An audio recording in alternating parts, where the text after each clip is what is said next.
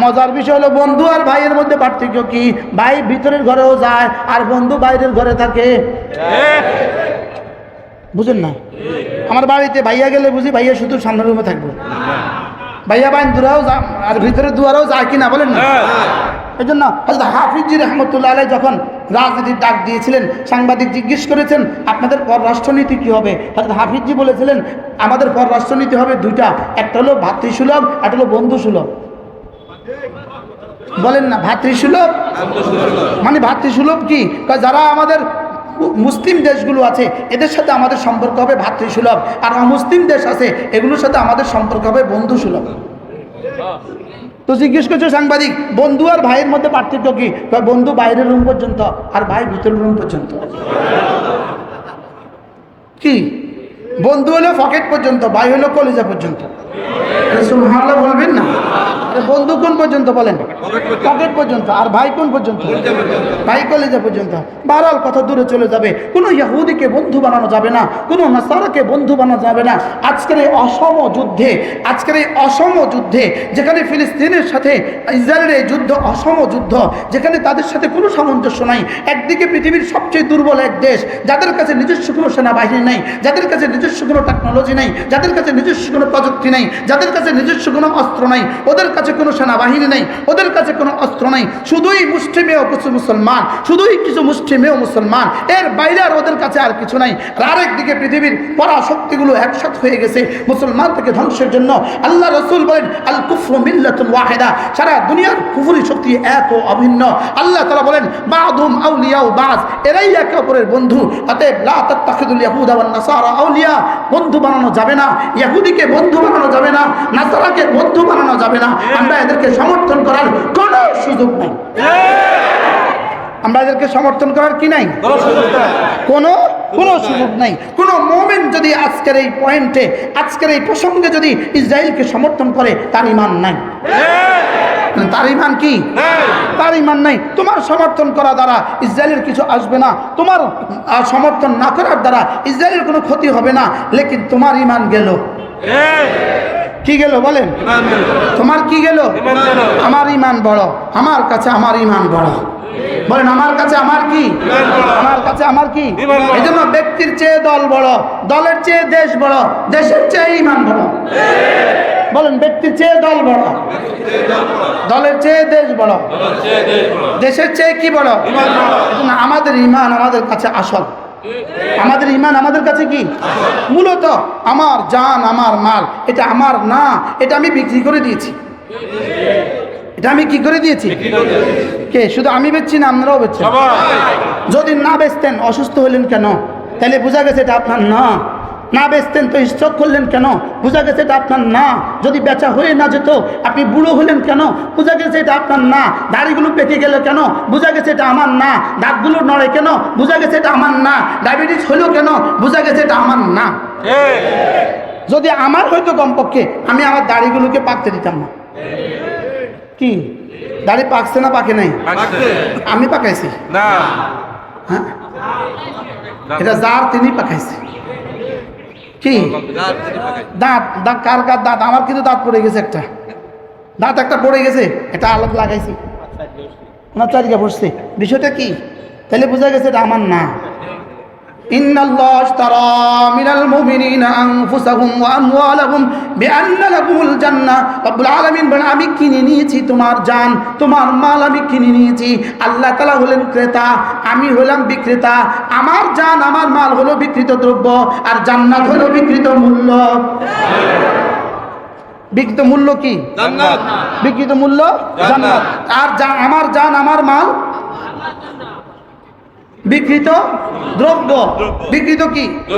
বাকি মহানুভব মালিক, আমাদের মালিক রহমান মালিক, আমাদের মালিক রহিম মালিক সিদ্ধান্ত দিয়েছেন কিনছি আমি, বেচছো তুমি, কিনছি আমি, বেচছো তুমি, তবে এটা তোমার কাছে থাক। সুবহানাল্লাহ বলবেন না? তোমার কাছে কি থাক, তুমি এটা ব্যবহার করো, তুমি এটা কি তবে চাহিবা মাত্র ইহার মালিককে দিতে বাধ্য থাকিবা। সুবহানাল্লাহ বলেন। আমাদের টাকার মধ্যে কি লেখা আছে? চাহিবা মাত্র ইহার মালিককে দিতে বাধ্য থাকিবে। তাইলে বোঝা গেছে কি? এই জন্যই তো টাকা আহে আর যায়, আইতে না দেরি হয়, যাইতে কি দেরি হয় না? টাকা আসতে তো কিছুটা দেরি হয়, যাইতে কি দেরি হয়? সম্পর্কে আমার দেরি হয় না কি আসে? আচ্ছা টাকা আসে কি লিগা? আসেই তো যাওয়ার লেগা।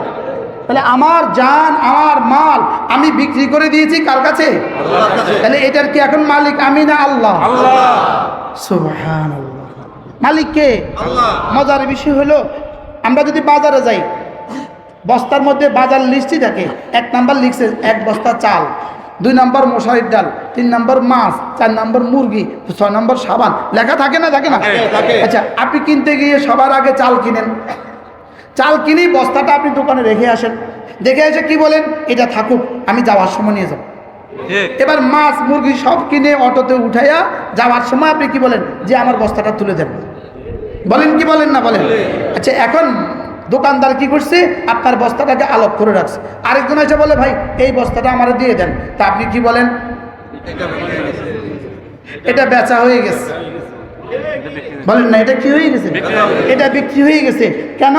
আরেকজনে এটা সুতা কাটছে, টাকা দিয়ে গেছে, এটা বিক্রি হয়ে গেছে। তাহলে বিক্রি হয়ে গেছে এই মাল আপনি অন্যখানে আর বিক্রি করতে পারবেন না।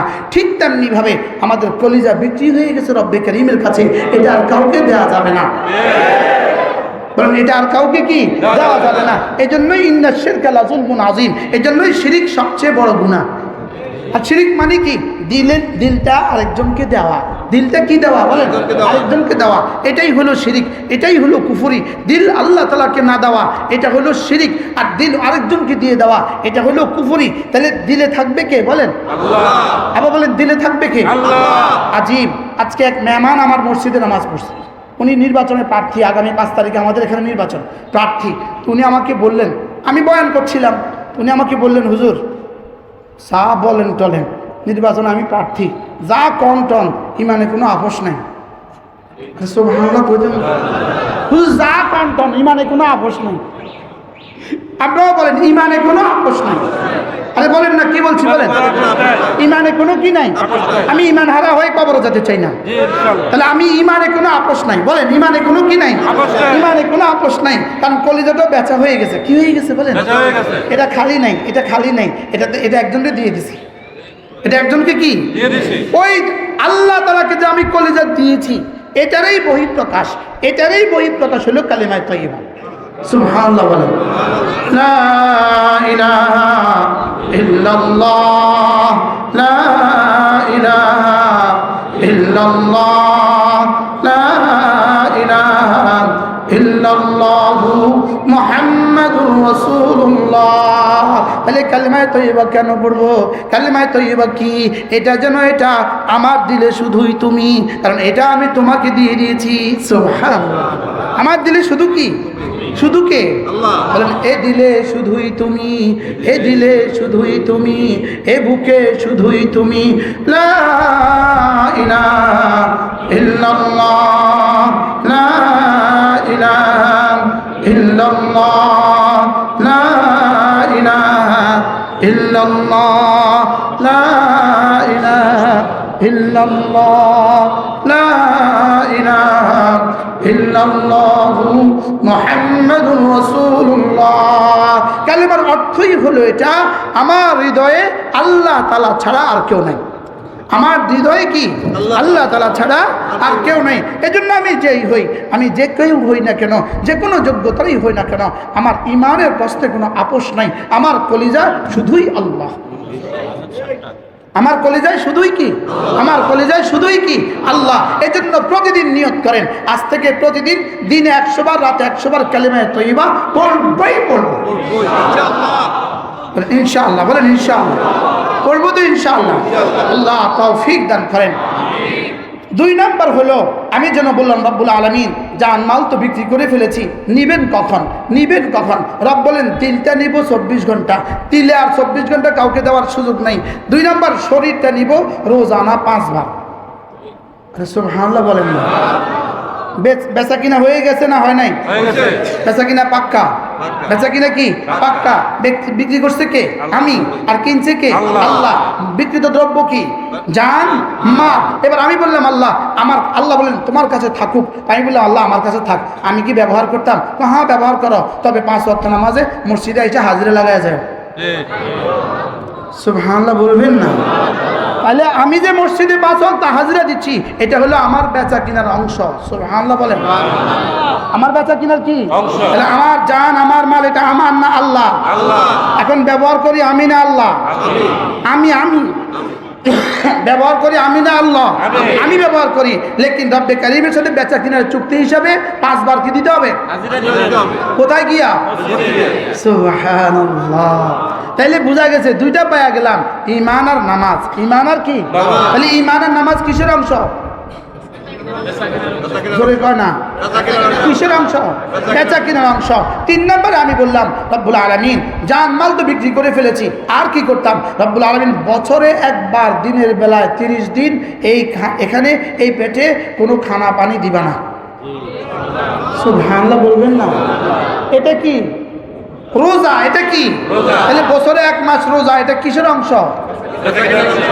সুবহানাল্লাহ বলে না? বছরে 1 মাস রোজা, এটা কিসের অংশ? এটা বেচা কিনার অংশ। এবার আমি বললাম রব্বুল আলামিন আর কি করব? তো রব্বুল আলামিন বলেন